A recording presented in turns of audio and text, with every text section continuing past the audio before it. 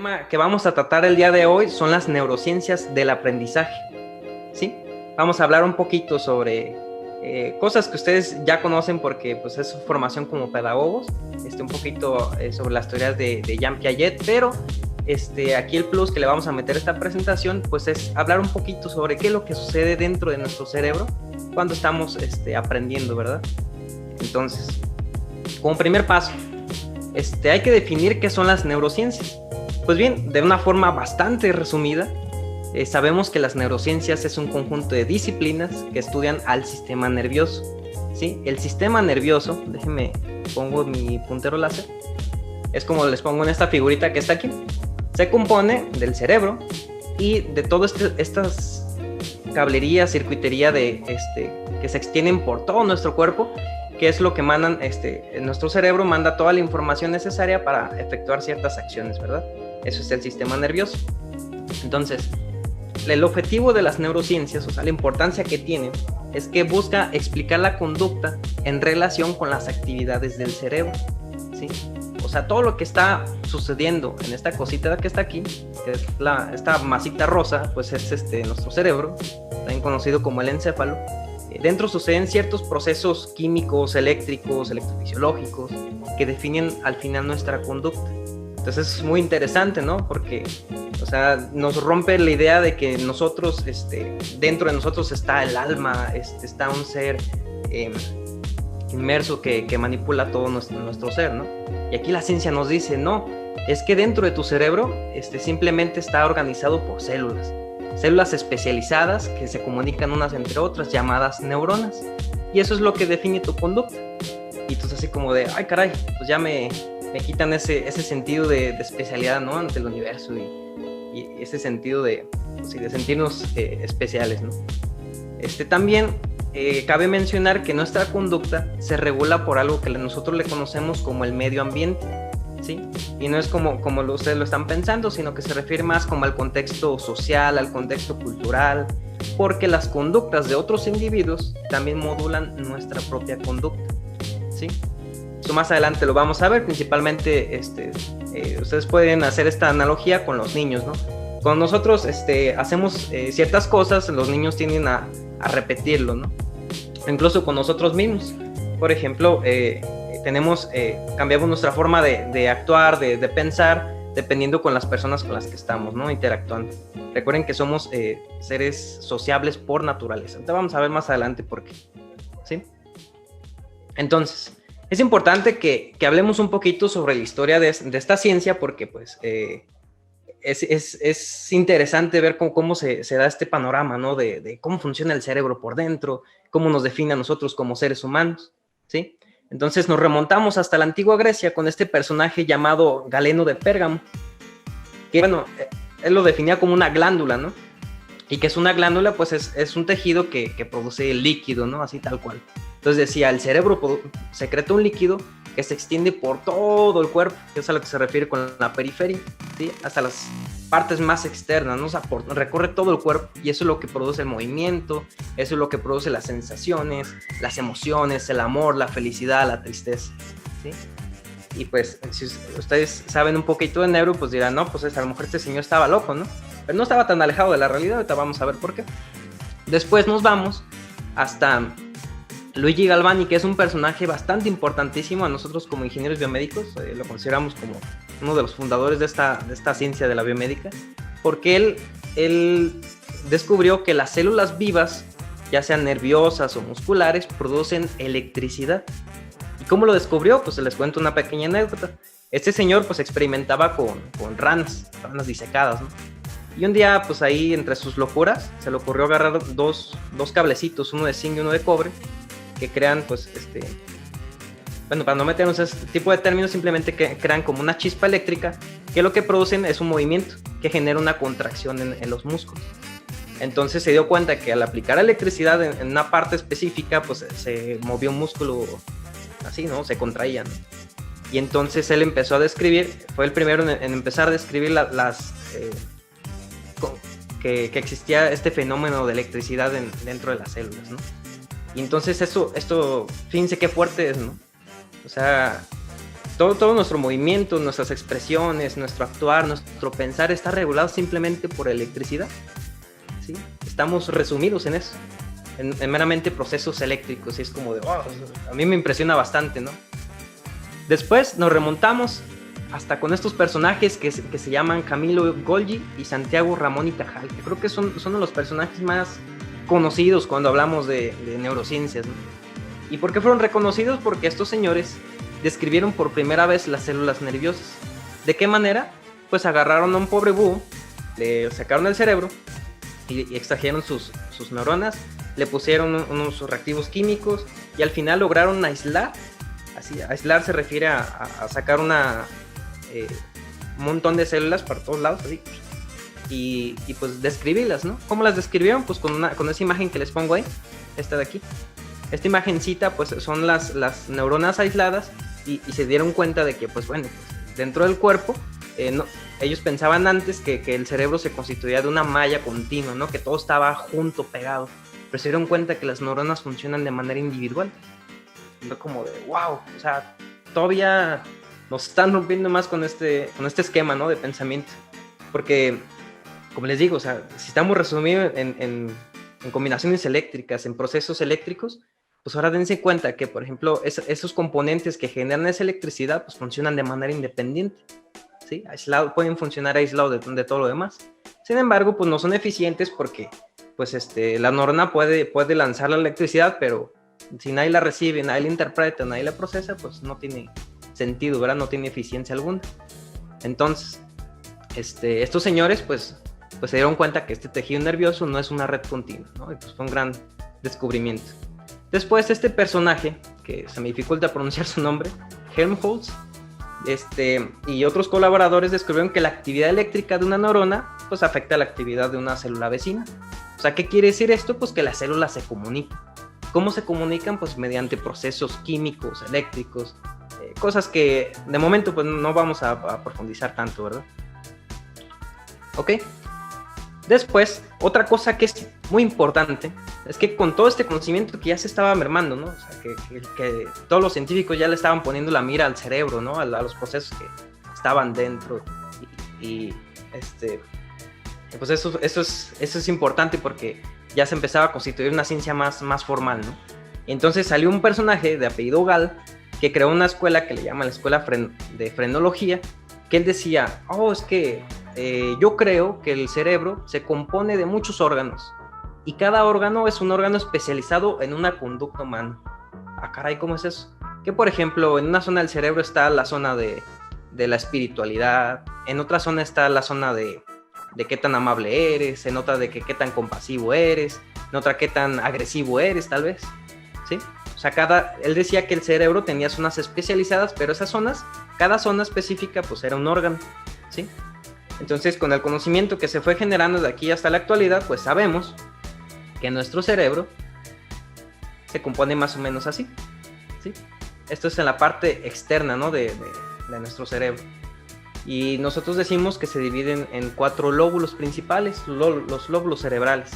El que está de color azul se le conoce como el lóbulo frontal, ¿sí? Que es el encargado de hacer planeaciones de acciones futuras, de generar el movimiento. Por ejemplo, aquí, más o menos por esta zona, se encuentra la zona motora, ¿sí? Dentro de esta zona motora hay algo que se le conoce como los homúnculos. ¿Qué quiere decir esto? Lo que sucede es que en cada pedacito de cerebro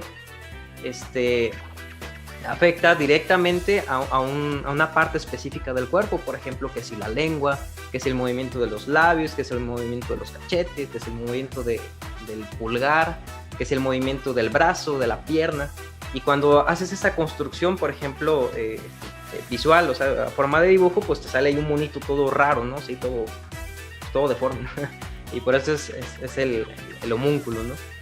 Después tenemos aquí de color amarillo el lóbulo parietal, que es el encargado de las sensaciones somáticas, del espacio extrapersonal. ¿Qué quiere decir esto? La sensación somática básicamente les dice que es la parte encargada de los sentidos, ¿sí?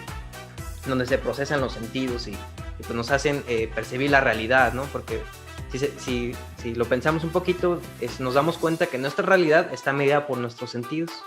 por nuestra vista, por nuestro tacto, por nuestro gusto, nuestro olfato, pero también por otros sentidos que también son importantes, como la propiocepción, que es, por ejemplo, hagan este experimento, cierren sus ojos y yo les pregunto, ¿en dónde está su nariz? Toquen su nariz, y cierran los ojos y tocan su nariz. ¿Cómo saben ustedes que su nariz se encuentra en ese lugar? Y también, por ejemplo, cuando ustedes van de viaje, van por una ciudad y se quieren identificar, pues para no perderse, a ver ¿en dónde estamos? Ustedes se identifican con el medio, ¿no? Con lo que está fuera de ustedes, o sea, a lo que se refiere con el espacio extrapersonal, perdón. Y después tenemos el lóbulo occipital, aquí de color rosita, que es el encargado de la visión, ¿sí? Así, básicamente. De hecho, no sé si se han dado cuenta que, por ejemplo, cuando las personas sufren algún accidente y se pegan en esta parte de la cabeza, en la parte trasera, hay personas que se quedan ciegas, ¿no? Porque pues afecta toda esa zona y ya deja de funcionar la visión. Después, en el lóbulo temporal, tenemos la audición. Y se fijan, pues, aquí cerquitas del lóbulo temporal, pues están los oídos, ¿no? O sea, básicamente por aquí. También ahí se encuentra la parte del equilibrio y todo ese tipo de procesos, ¿no? Pero fíjense, este modelo no quiere decir que nuestro cerebro solamente tiene estas zonas específicas, así tal cual, ¿no? O sea, que solamente el lóbulo frontal se encarga de hacer lo que les acabo de platicar, que el lóbulo parietal solamente se encarga de hacer esto, no, sino que es como una maquinaria, ¿no? Que todo trabaja en conjunto. Y de hecho se ha demostrado con estudios científicos recientes que existe un fenómeno que le llaman el fenómeno de la resonancia estocástica, que es donde convergen todos los sentidos, ¿sí? En diferentes partes de nuestro cerebro. Principalmente en donde está el lóbulo parietal, ¿no? Y ahí, por ejemplo, nos dice que se activan ciertos sentidos cuando fallan otros, que si tenemos un estímulo de un sentido, nos potencia otro. ¿Esto qué quiere decir? Por ejemplo, esto es muy interesante, ¿no? Yo como ahorita que estoy haciendo estos movimientos físicos, estoy generando un estímulo motor, para tratar de concentrarme, ¿no? Porque pues me agarra el nerviosismo y todo. Entonces, que si estás con el piecito, que si estás moviendo al lápiz, entonces esto te está provocando que tus otros sentidos te hagan que te enfoques, ¿no? O sea, no es como que no te ponen atención, sino que, mira, hacer este movimiento me provoca enfocar esta atención, ¿sí? Pero bien, bueno, vamos a continuar con esto. Ahora bien, ¿qué es lo que entendemos por aprendizaje? Aquí me meto en un área peligrosa porque pues yo no soy docente de profesión, sino ustedes. Pero aquí les trato de resumir esto que estuve encontrando. Aquí definen principalmente el aprendizaje con dos definiciones importantes. La primera que dice que el aprendizaje es un cambio relativamente permanente. ¿Esto qué quiere decir? Que está en constante cambio y pues no es permanente como tal porque pues en algún momento pues vamos a fallecer, ¿no? Pero espero que se entienda. Dice, en la conducta como resultado de la experiencia, ¿sí? Y a partir de esto, pues sale esta doctrina que la conocen los psicólogos como el conductismo. Esta definición hace referencia a que el aprendizaje de la conducta es visible, ¿no? Por ejemplo, un niño cuando aprende a atarse los zapatos, pues es evidente que el niño ya sabe atarse los zapatos, ¿no? También se aprenden otras conductas, por ejemplo, ya identifican cuando un niño aprende a fingir que está enfermo para no ir a la escuela, ¿no? Eso también son conductas que son visibles, ¿no? Y en el caso del aprendizaje, que está un poquito más intrínseco, un poquito más invisible, porque pues, es más propio de la persona, está dentro de su cerebro, hace referencia a esto del cognitivismo, ¿sí? Que dice que es el cambio en las asociaciones o representaciones mentales como resultado de la experiencia. Y esto pues tiene que ver más con cosas más abstractas, ¿no? Por ejemplo, que si yo te digo la suma, tú pienses en sumar, hay gente que piensa en la palabra suma, otras piensan en colores, y pues son cosas que no podemos identificar de las otras personas, ¿no? O sea, entonces, estas experiencias, este aprendizaje pues ocurre más bien dentro del cerebro, ¿no? Espero me esté dando a entender. Después aquí, el doctor Jorge Slava Cobos nos presenta este modelo de aprendizaje, ¿no? De cómo aprendemos. Pues dice, se modula principalmente por dos cuestiones, ¿no? La cuestión genética y la cuestión del medio ambiente. La cuestión genética te describe cómo el ser vivo se va a comportar y cómo debe de aprender. ¿A qué me refiero con esto? Por ejemplo, un pollo, una gallina, se va a comportar como una gallina y va a aprender como una gallina. ¿Cómo se comporta una gallina? Pues hace kikiriki, pone huevos, mueve sus alitas, come maíz, etcétera, etcétera, ¿no? Sus aprendizajes van como, por ejemplo, corretear a los niños que los molestan, o ese tipo de cosas. De los gatitos, pues es de que son muy molestos, a veces son muy lindos, les gusta ronronear, toman leche. Y nosotros los humanos, pues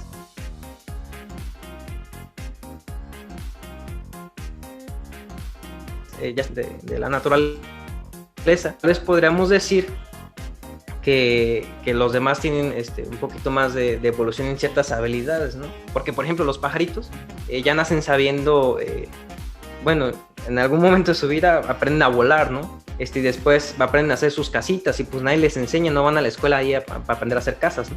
Y pues nosotros cuando estamos bebés pues somos totalmente inútiles porque pues solamente lloramos, comemos, hacemos el baño y listo. Pero la razón por la que nosotros dominamos el mundo, pues es porque nosotros tenemos la capacidad de algo que se le llama la plasticidad cerebral, que es irse adaptando, es ir aprendiendo, adquiriendo nuevas habilidades y pues irlas aplicando. Por ejemplo, pues como les digo, ustedes van a la escuela, aprenden a hacer las casas y las hemos aprendido a hacer más cómodas, más fuertes, resiste el clima, resiste lluvias, tormentas y todo, ¿no? Y sobre todo aquí en México, que resiste de todo. En cambio, pues las casas de los pajaritos, pues las llevan haciendo de paja y de ramitas pues, durante miles de años, ¿no? O sea, ¿sí me voy a entender? Después, la cuestión medioambiental, pues es con lo que les decía, que es el contexto social, de dónde venimos, en dónde vivimos, y principalmente que dice que la vida, vivir por sí mismo, o sea, ya te está dando cierto aprendizaje, ¿no? Eso se le conoce como la experiencia vital. Y te dice qué es lo que se aprende. Por ejemplo, todos nosotros, supongo que todos somos mexicanos o nacimos en México, y ya tenemos, por ejemplo, definido qué es lo que vamos a aprender, que en este caso es el español, ¿sí? Por ejemplo, si somos de Michoacán, pues vamos a aprender ciertos regionalismos de Michoacán, si somos de Jalisco, tal cosa, etcétera, etcétera.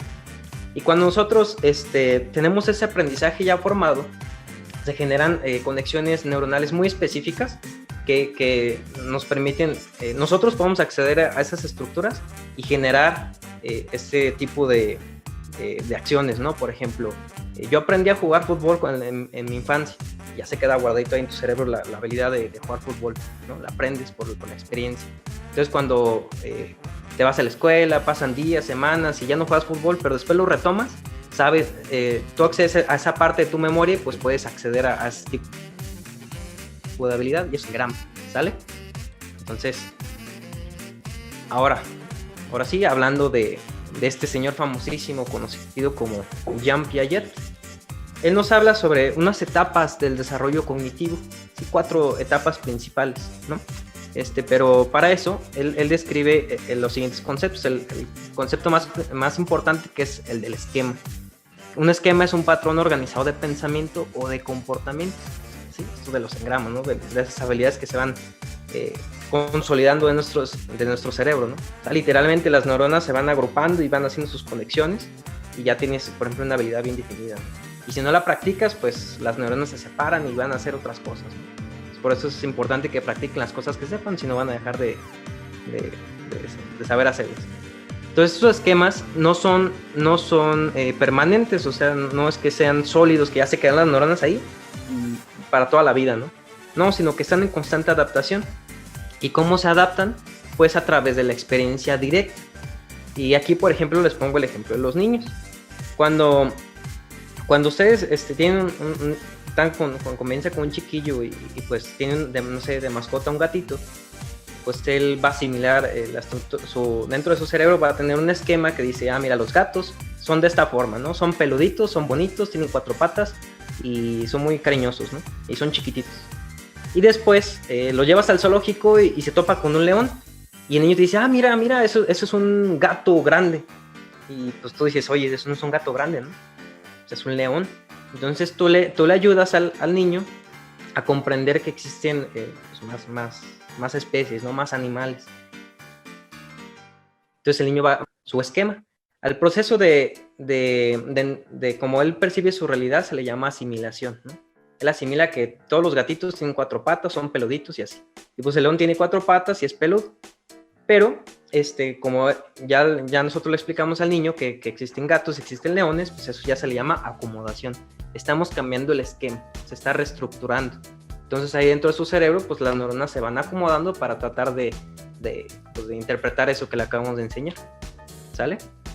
Entonces ahora sí, el modelo del desarrollo cognitivo de Piaget se divide principalmente en 4 etapas que definen cómo nosotros vamos aprendiendo como seres humanos, ¿no? Está principalmente la sensomotor, que es la primera, ¿no? Esta se define que va desde el nacimiento hasta los 2 años, y aquí se adquieren estas habilidades cognitivas, la parte del egocentrismo, las reacciones circulares y la permanencia del objeto.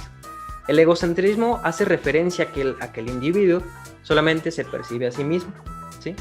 Y esto es comprensible porque, por ejemplo, los niños, como no tienen habilidades para valerse por sí mismos, no son capaces de empatizar con nadie más y pues simplemente ellos buscan sobrevivir.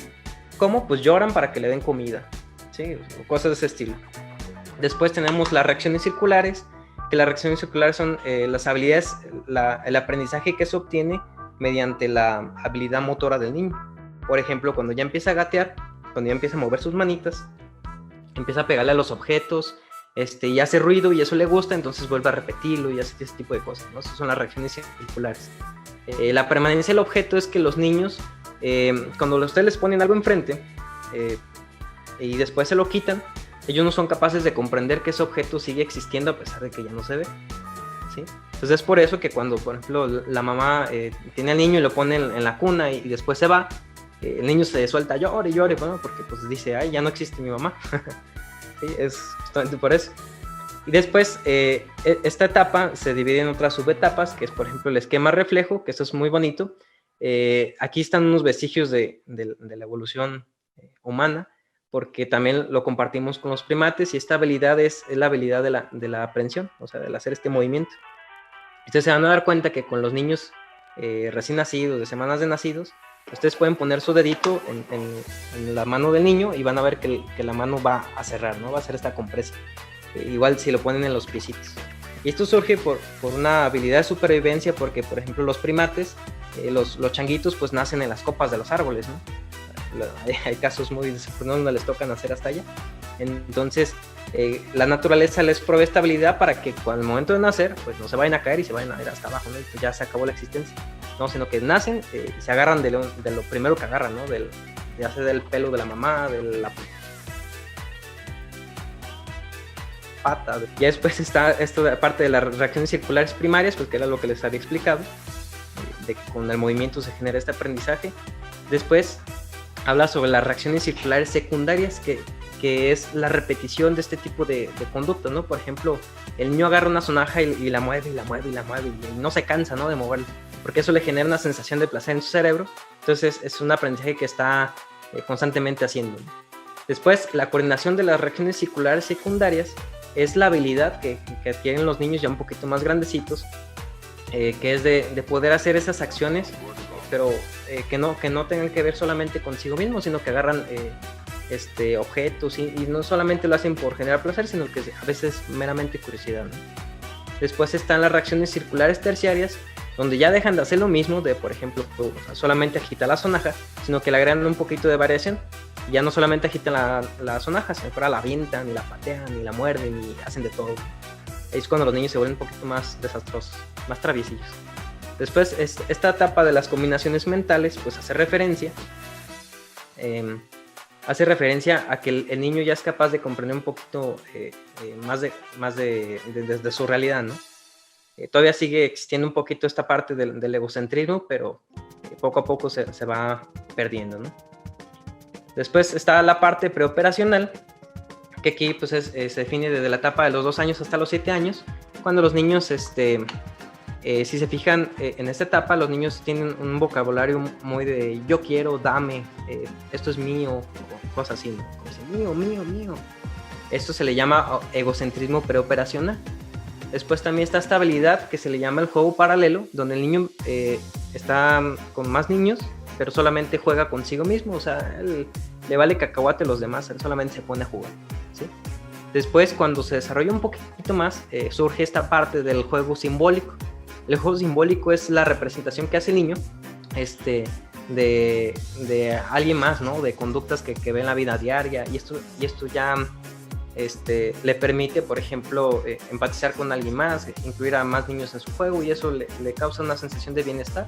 Entonces esta parte del egocentrismo se va eliminando poco a poco, ¿no? Aquí es donde se dice que los niños son pues muy inocentes, ¿no? Luego también que es darle vida, que ellos creen los niños que los objetos tienen vida, ¿sí? Por ejemplo, los ositos, los juguetes, que tienen sentimientos, tienen intenciones, y pues esa etapa es en la que a los papás los asusta más, ¿no? Porque dicen, oye, mira papá que la muñeca me habló, ¿no? Pues, qué miedo.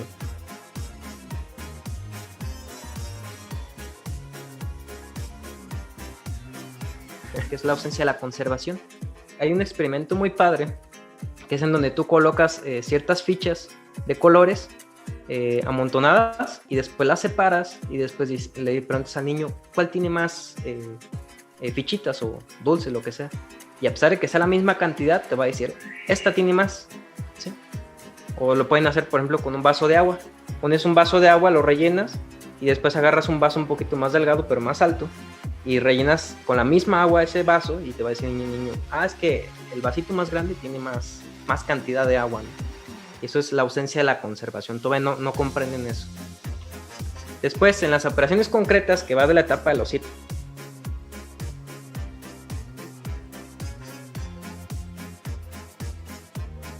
a los 11 años, lógico, empezamos a entender un poquito más las matemáticas, abstraer esas definiciones de suma, resta, división y aplicarlas a la vida real. La clasificación jerárquica, que es, por ejemplo, identificar qué cosas pertenecen a qué grupo, ¿no? Por ejemplo, aquí el grupo de los animales, el grupo de las caritas, el grupo de la comida, ¿no? Luego aquí ya empezamos a desarrollar nuestra parte social, ¿sí? Aquí en esta etapa es importante porque si el niño no se desarrolla bien, pues ya después crece con problemas sociables, ¿no? La parte de la conservación pues ya tiene una comprensión pues muy, muy profunda de la permanencia del objeto, ¿no? Que si está o no está el objeto, el niño ya sabe que existe, ¿no? Luego también está lo de la seriación, que es de que sabe identificar series, ¿no? O sea, son pensamientos muy, muy lógicos. También las relaciones espaciales, que hace referencia a que el niño ya se es capaz de identificarse en el mundo, ¿no? Por ejemplo, de saber dónde está su casa, qué tan lejos están las cosas, distinguir las profecías, ese tipo de cosas, ¿no? Aquí los niños ya saben orientarse súper bien, ¿no? Y aquí también la parte más importante que surge el pensamiento inductivo. El pensamiento inductivo es cuando, por ejemplo, tú ves tantas veces un suceso que después dices, mira, esto va a suceder, esto hace relación a esto, ¿no? Por ejemplo, tú sabes que cuando hay truenos y hay nubes, pues va a haber lluvia, ¿no? Entonces tú estás haciendo ese pensamiento inductivo de que, mira, hay truenos y hay nubes, pues entonces va a haber lluvia, ¿no? Es una forma de verlo. A ver, después tenemos la parte de las operaciones formales, que es la última etapa, que va desde los 2 años pues, hasta que nos petateamos. Y aquí nos habla sobre el pensamiento abstracto, o sea, los niños ya empiezan a pensar en su pensamiento. Escucha medio raro, ¿no? Pero ya son capaces de tener ese tipo de abstracción tan importante, ¿no? Aquí surge el pensamiento deductivo y es donde principalmente se da la plasticidad cerebral, porque se están activando un montonal de zonas cerebrales que le están permitiendo al niño pues desarrollar ciertas habilidades, ¿no? Es una de las etapas más importantes. Entonces, aquí lo que yo rescato de esta etapa es que también somos capaces de empatizar ya con los demás, ¿sí? Somos capaces de entender que la otra persona tiene una realidad distinta que la mía. Ya sé que lo que yo siento y lo que percibo no es lo mismo que lo que siente y lo que percibe la otra persona. Entonces, aquí nos remontamos a esta parte que es súper, súper importantísima. La etapa, este concepto de las emociones. Las emociones es algo, pero bien importante, cuando estamos hablando de aprendizaje, ¿no? Y con las neurociencias podemos estudiar qué es lo que sucede dentro del cuerpo. Fíjense, aquí yo les defino que las emociones son un patrón dinámico conductual que evoluciona continuamente. Se adapta a estímulos externos para generar una recompensa, ya sea positiva o negativa, dentro del cerebro, ¿sí? Y dice, un funcionamiento adecuado de las emociones asegura la supervivencia y la preservación de los individuos. Fíjense qué fuerte, ¿no? O sea, las emociones son capaces de definir nuestra supervivencia, ¿no? Vamos a ver por qué. Fíjense, dentro de nuestro cerebro, aquí sí ya nos vamos a meter un poquito más en conceptos técnicos. Aquí en nuestro cerebro se encuentra un circuito que le conocen como el sistema límbico, que es la estructura cerebral de nuestras emociones. Y tiene 4 componentes esenciales. El primero es el hipocampo, que es esta zona verdecita más o menos por aquí. El hipocampo pues es el encargado de la memoria, ¿no? Para no echarnos en pleitos, simplemente quédense con esa idea. El hipocampo es el encargado de la zona de la memoria, ¿sí? Esta es la zona que le fallaba a Dory de Buscando a Nemo, ¿no? Después está la amígdala, que es la que controla las emociones. Aquí más adelante vamos a hablar sobre la amígdala porque es súper importantísimo, porque es la que regula, pues como les digo, ¿no? Controla las emociones y principalmente se regula en 2, que es el miedo y la recompensa. Después tenemos la glándula pituitaria o la hipófisis, que pues es una glándula endocrina, que esto qué quiere decir, pues que segrega ciertas sustancias que nos producen ciertas emociones, ¿no? Más adelante vamos a hablar sobre eso. Y por último, el hipotálamo. El hipotálamo es el que regula estas conductas de supervivencia, ¿no? Para verlo más claro, tenemos que hablar también de este circuito, ¿no? O sea, este sistema límbico es parte de otro circuito importante que se le conoce como el complejo reptiliano, ¿no? Y no estoy hablando de Illuminatis y masones, ¿no? O sea, es algo que está bien definido en la ciencia, ¿no? Dice que nuestro cerebro se compone de 3 partes esenciales, ¿sí? La parte más superficial, que es esta de aquí, el neocórtex, es el que define pues todo lo que nos hace de seres humanos, ¿no? Lo que somos seres conscientes, el pensamiento abstracto, todo lo que es procesado por nosotros, ¿no? Esa vocecita que está dentro de nosotros se encuentra en el neocórtex, que es en la parte más superficial del cerebro. Después, más adentro, se encuentra el sistema límbico, que es el que acabamos de ver aquí.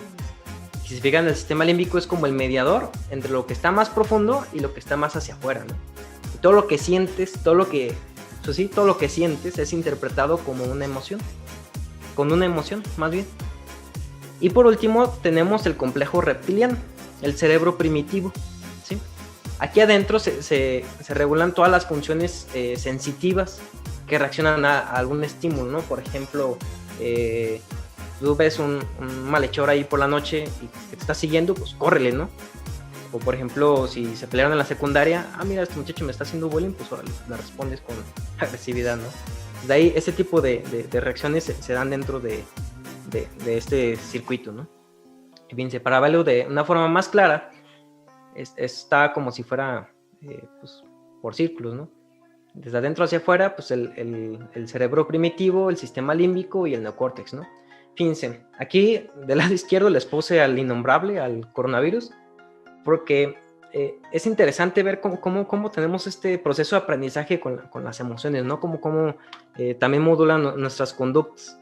Porque si se fijan, cuando inició esta situación de la pandemia, pues hubo muchas personas que hicieron pues, muchas cosas fuera de lo normal, ¿no? Por ejemplo, saqueos, vamos a comprar un buen de papel higiénico, como si eso nos protegiera del coronavirus. O incluso hay gente que dice, no, el coronavirus no existe, ¿no?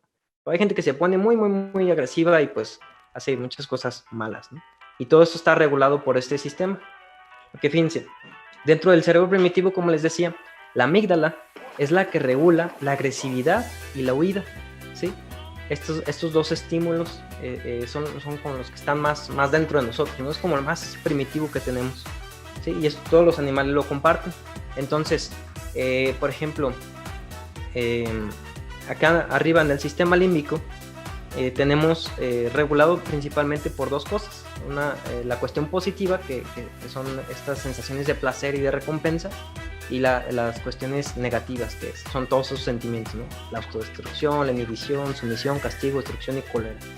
Esto lo que define son las respuestas tanto hacia adentro de nuestro cerebro como hacia afuera. y hacia el exterior de nuestro cuerpo.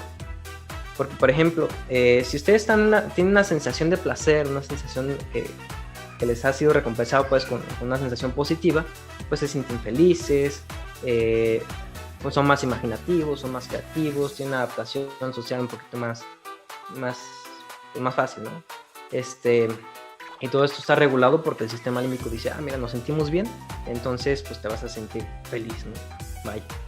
Y después, en caso contrario, por ejemplo, si sientes un tipo de sensaciones, pues vas a provocar respuestas agresivas o de huida, ¿no? Por ejemplo, como les decía, esto del coronavirus, lo que sucede es que las personas sienten miedo, ¿no? Principalmente. Entonces, el miedo pues te provoca que huyas, ¿no? O sea, que cometas cosas tontas, ¿no? A veces. También puede ser que invoques la agresividad.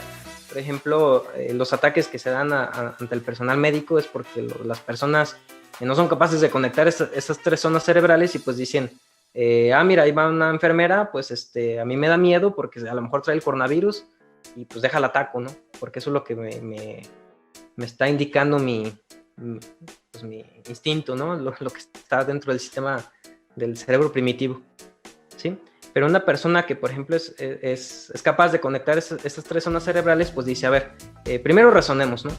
Vamos a pensar. La persona, pues sí, me causa una sensación de miedo, pero vamos a razonarla, vamos a pensarla, ¿no? Vamos a ver, ¿realmente representa un peligro? Si este personal sí se cuida, entonces no me puede hacer daño. Entonces, esta parte del ego, que se encuentra en la parte más superficial de nuestro cerebro, ya dejo de pensar en mí mismo. Entonces, si dejo de pensar en mí mismo, soy empático con los demás, entonces no le voy a hacer nada a la persona, ¿sí? Entonces, si me voy a entender, o sea, si yo entiendo que la otra persona pues no representa un daño para mí conscientemente, pues no le voy a hacer nada, obviamente. ¡Pum! Se van directamente por el miedo y actúan, ¿no? O sea, ahí sí literalmente actúan por instinto y cometen este tipo de fechorías. Y ustedes me dirán, bueno, ¿y esto qué tiene que ver con la educación, con el aprendizaje? Lo que sucede es que las son tan poderosas porque son capaces de crear esquemas muy, muy complejos y muy completos dentro de nuestro cerebro. Si no me creen, por ejemplo, recuerden cuando alguna experiencia muy agradable de su infancia. No sé si fueron a Disneylandia, les compraron el juguete favorito que querían, vieron a su papá.